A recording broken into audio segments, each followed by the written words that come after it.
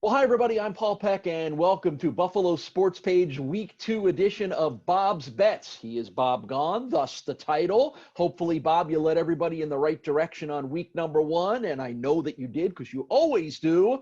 So lead us in the right directions again for week number 2. Let's start with a couple of favorites that you like, and we'll begin with the San Francisco 49ers. Well, this is a bet just as much for the 49ers, a team that's not going to go 0-2. I think they got too much talent. I know they're a little banged up, but this is a talented team. I think one of the more talented teams in the NFL. They're going in to New York. Does it really matter? There's no such thing as a road game anymore. No. But so that doesn't matter. So it's pretty much. And it's the Jets. I thought you were going to say there's no such thing as a good Jets team.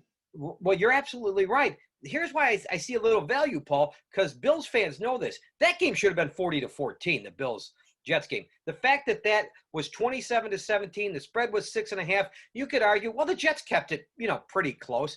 But if you watch the game with your eyes, the Jets are horrible. And to go on top of that, it looks like Le'Veon Bell's out. They might have receiver problems. So that offense, as bad as it was in Buffalo, I think is going to be worse this week against San Francisco. So San Francisco, as long as you can keep it at that touchdown, don't go over a touchdown. Right now it's at 7. I'll take San Francisco. They're just a much better team than the Jets. They should just wipe MetLife Stadium with them. That might be a regular weekly segment for you, betting on whoever is playing against the Jets. We'll just sub in whatever that team is every week. All right, the 1-0 Ravens, who look great in their opening week victory over the Cleveland Browns. You'll like them again this week, don't you? Well, the thing about that, I think the Browns are pretty good. And they beat them by 32. That's impressive. That is really – the Browns aren't going to lose by 32 the rest of the year. That's my thought. The Browns are a good football team. You've got this Ravens team. They are just stacked offensively and stacked defensively. They're playing a Houston, Texas team that, again, I love Deshaun Watson. He is a gamer, but he's got nothing around him, and he had to be looking at – that Hopkins guy catching 14 passes on Sunday saying, boy, I wish I would have had him. I just think that Houston is way overmatched in this game. I think Baltimore is right now playing like the best team in the NFL. So, again, same thing like the San Francisco. As long as it stays at that touchdown, don't let it go over a touchdown. I definitely like the Ravens. The best team in the NFL to beat a Texans team that I don't think is very good.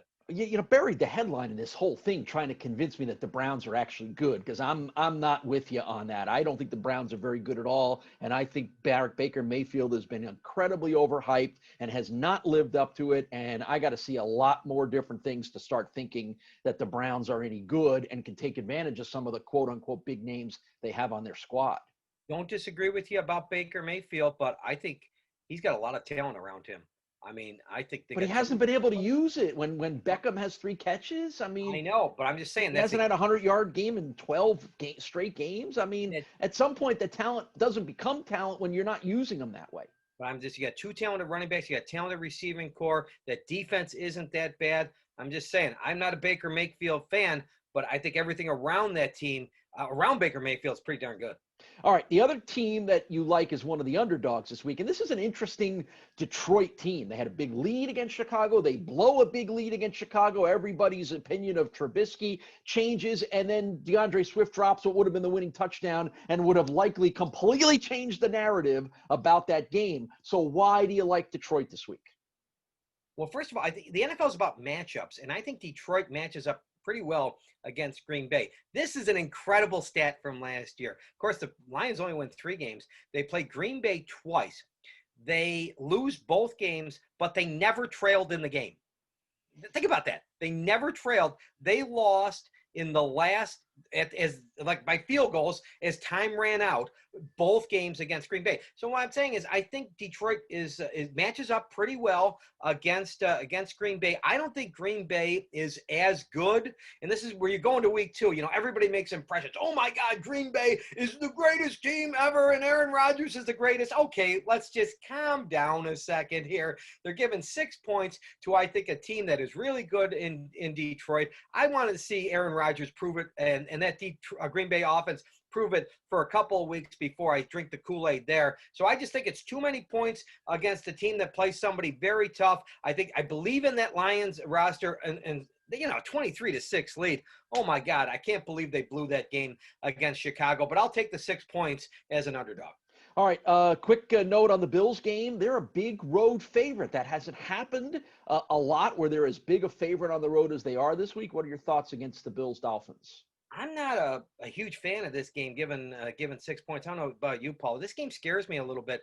First of all, going down to the Heat, you're a little banged up, which I think is going to be a factor with going down to Miami early in the season where it's could be very hot and very humid there. And you saw bad fits last week. You could see good fits. We've seen bad fits. We've seen good fits. You usually see good, bad, and good, bad fits within the course of 2 quarters. I just think it's a lot. It's just too many points for me to give up in this one. So I wouldn't. I would stay away from this one a little bit. Scares me. Not thinking that the Bills are going to lose, but I think 6 points might be a little bit too much because I think it might be a low-scoring game. And whenever the over/under is only 41 in that game, so whenever you got a low over/under and you're giving away a lot of points, that kind of scares me a little bit. So I would kind of stay away from this one. Yeah, the Bills have kind of dominated the Dolphins, but I think the Dolphins are a much better team. They've made some good additions in free agency, and, I think they're getting better, so we'll see. All right, a couple of the teams. The Dolphins could have won that game against New England. That game was closer,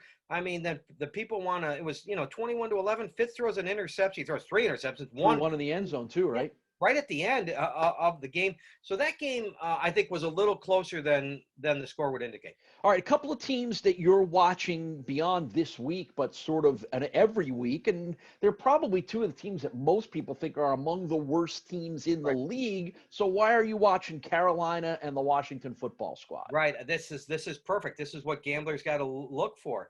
Nobody looks at those 2 teams, Paul. Who the hell cares about Carolina and Washington? Well, I do because Carolina has got a horrible defense.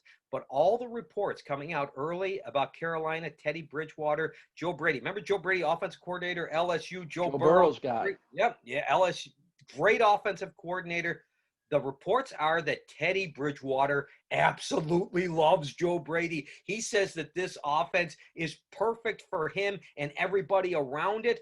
I think this Carolina team in general, now I don't know about this week in Tampa Bay. That's why I'm just going for the rest of the season, everybody. Bet overs in Carolina generally for the rest of the season because I don't think they can stop anybody, and I think that offense is very good. The opposite of that, again, for Washington.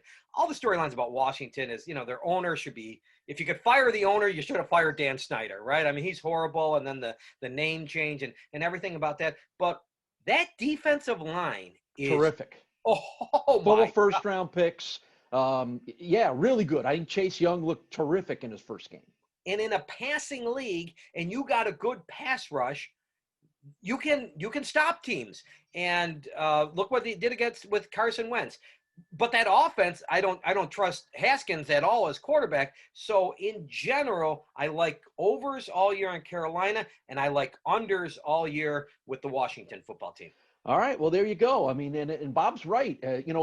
Buck the trend. If no one's paying attention to what people consider to be bad teams, there's going to be opportunities for you to make a little money off it. So good call there, Bob. All right, those are some games for you to watch this week, and we'll be here every week as part of Buffalo Sports Page. He's Bob Gaughan. I'm Paul Peck. It's been another edition of Bob's Bets.